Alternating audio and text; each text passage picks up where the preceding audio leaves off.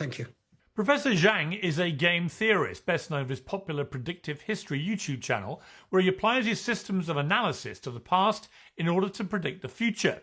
Back in 2024, he predicted that Trump would win the presidency, that Trump would go to war with Iran, and that the US would lose that war. Must have sparked a flurry of interest in both his work and his rather colourful adjacent opinions. Professor Jiang joins me now. Professor Jiang, thank you very much indeed for joining me on Uncensored. Hi, Piers.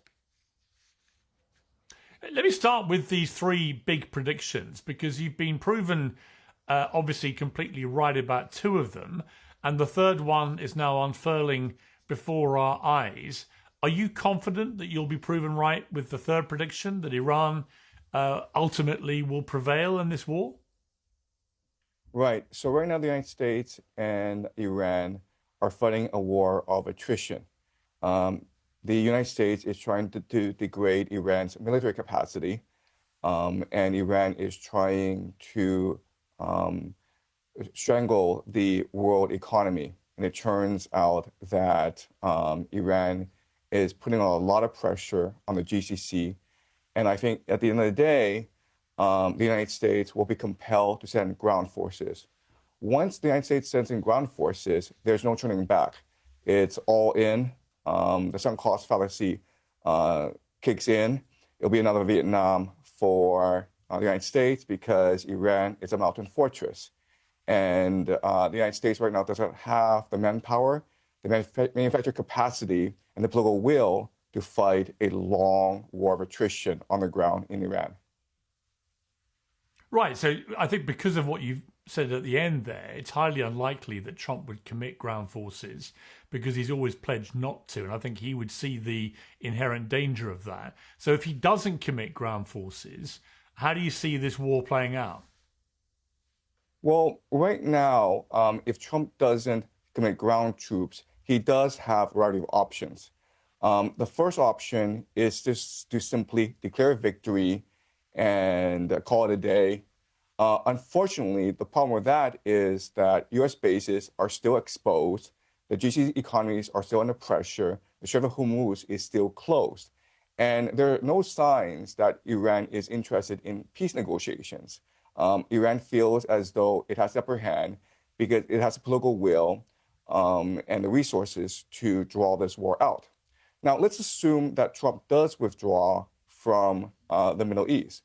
Then what happens is that the GCC nations of Saudi Arabia, Bahrain, Qatar, Kuwait, UAE now are forced to pay a ransom to Iran because they supply the world with their oil for the Strait of Hormuz. 20% of the world's oil flows through the Strait of Hormuz. But in return, they get food.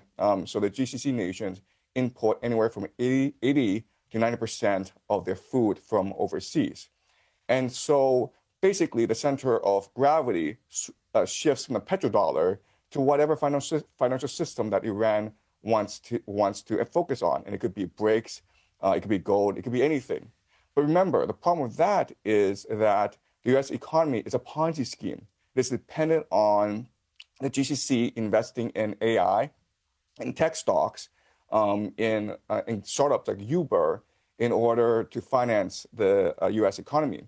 If this financing stopped, then the US economy could face collapse. And this means that these young men could not afford their OnlyFans anymore, and this could lead to a revolution in the streets.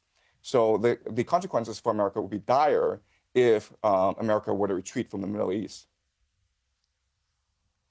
I mean, it seems that the key part of all this sort of economic strangulation, if you like, by Iran is the Strait of Hormuz. We've already seen in the last few hours today that the successor to Ayatollah Khomeini, his son, has come out. Apparently, we haven't seen him or heard from him directly, but there's a statement in which he talks about keeping the Strait of Hormuz closed indefinitely.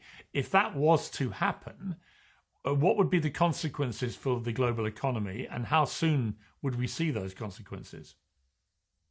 Well, I mean, the consequences would be dire because cheap energy, cheap petroleum products are the very basis of the global modern economy. So it just wouldn't be jet fuel that would be affected. It would also be food, because remember, food is produced by fertilizer, which comes from the GCC, as well as sulfuric acid, which helps the process of some semiconductor production. So artificial intelligence, food production, global travel are all dependent on products from the GCC. It's only been 2 weeks that the Strait of Hormuz has been closed for almost 2 weeks now, and already we're seeing high oil prices surpassing $100 a barrel. Iran says that they want to move it to $200 a barrel, which signals that they want the Strait of Hormuz closed for months. Now remember, even if Iran were to open up the Strait of Hormuz, it would take weeks before oil production continues. So I think for the global economy, I think we've reached the point of no return. And in the future, global economies have to commit to a bit of deindustrialization and even mercantilism in order to survive future shocks. So if you go to Southeast Asia, Vietnam and Thailand have already ordered the government workers to work from home in order to save fuel. You've pointed out that the Gulf Cooperation Council monarchies, the GCC, as you've alluded to several times here, are structurally unusual states because they're propped up by oil, desalination. They don't have their own water supply naturally, and American protection. You say correctly, they were built in open desert with no food security, as you said, 80% imported, no water security, the desalination dependency, no geographic defenses, they're flat, exposed terrain, no demographic cohesion. In places like Dubai, for example, 90% of the population are expats, and no independent security architecture reliant on the US, who have bases obviously in many of the states there. If you put all this together, is what's happening now in terms of the tactics that Iran are deploying, including the threats to desalination, but also targeting, obviously, it's targeted hotels and airports and so on, going to the heart of what the states there would like to see as the future of their economy, which is tourism, sport, entertainment, clearly designed to scare people away from that. Is this now representing an existential threat, do you think, to the business model of the GCC states going forward? Right. So the most vulnerable city and often the most glamorous city in the GCC is Dubai.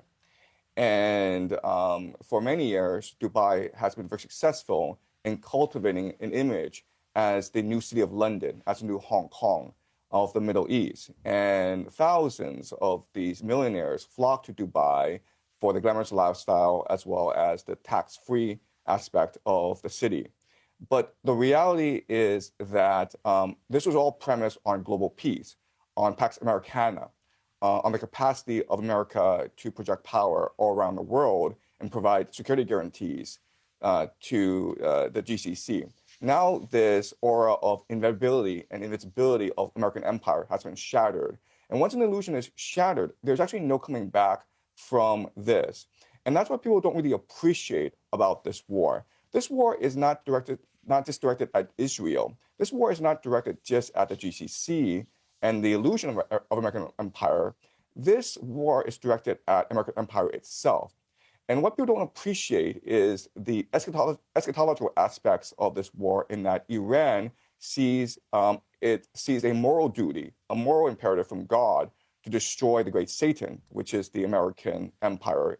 And the basis of the American empire, of course, is the global economy. Right. At the heart and the head of the American economy is the President of the United States. You've argued that Trump is not the most powerful person in America, and you've inferred that actually the real power base is Israel. Explain that. Right. So I actually don't say the real power base is Israel. What I say is that the real power base are a collection of secret societies that have an eschatological view of this war. And these secret societies include the Freemasons, which are now called the Rosicrucians and the Knights Templars, They include Jewish organizations called the Sabbatean-Frankist, who are embedded in religious movements called Shabbat Lubavitch. And then you have the Jesuits. You have a collection of secret societies. And they believe that a war in the Middle East would start a process that would culminate in the end times and the return of Jesus, the arrival of the Jewish Messiah, the building of a one world government. They have different eschatologies, but a lot of their time frames do align. So where they converge is that there has to be a war in the Middle East to kick things off. This war in the Middle East will lead to the defeat of the American Empire, and this will lead to the culmination of the Greater Israel Project, where Israel is able to control the Middle East from the Nile to the Euphrates. Once the Greater Israel Project is in place, it will transform into the Pax Judaica, which is an AI surveillance state. This will eventually lead to the war of Gog and Magog, the destruction of the Al-Aqsa Mosque and the building of the Third Temple, the return of the Jewish diaspora to Jerusalem, and the arrival of the Jewish Messiah or the Antichrist. So they have the scripted out. And unfortunately, a lot of world events are conforming to this script. Right. I mean, a lot of people say a lot of what you've just said is a load of fantastical baloney and driven by anti-Semitic tropes. What do you say to that?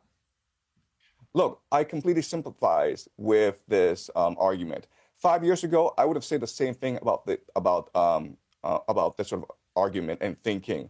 So what I do is predictive modeling, okay? Meaning that I'm going to throw some theories out there. And then based on these theories, I'm going to extrapolate into the future and see what the predictions are. If these predictions are correct, then my theories ought to have some legitimacy. Now, when I teach, I don't engage in historical analysis. I engage in speculative analysis. And so in 2024, 2 years ago, I did say that this war in Iran would happen, and I provided a lot of my analysis. And a part of my analysis that's very important is the eschatological analysis, meaning that Christian Zionists control the United States. There's a preacher called John Hagee who runs an organization called Christians United for Israel, which has about 7 million members. Christian Zionists are heavily embedded in the national security apparatus and in the Pentagon. There's reporting that U.S. commanders have told their troops that this is a war to bring back Jesus and to be not afraid. So that's my argument. Like, I don't want to believe this, but because this war in Iran is happening, I'm forced to conclude that some of my speculative analysis has validity. Otherwise, well, I think to be honest, I think the word speculation doesn't quite do it justice. I mean, look, there's no doubt your predictions so far have been proven to be uncannily accurate in relation to Trump winning and then going to war with Iran. But I think the idea that this is all part of a plot to bring back Jesus Christ, look, there might be some people out there that carry such a phrase. I think it's highly unlikely, unless any evidence emerges to the contrary, that they are current commanders in the United States military. But Professor Jiang, you have a big following. Lots of people are interested in your predictive analysis. And it's good to have you on Uncensored. Thank you very much. Thanks, Pierce.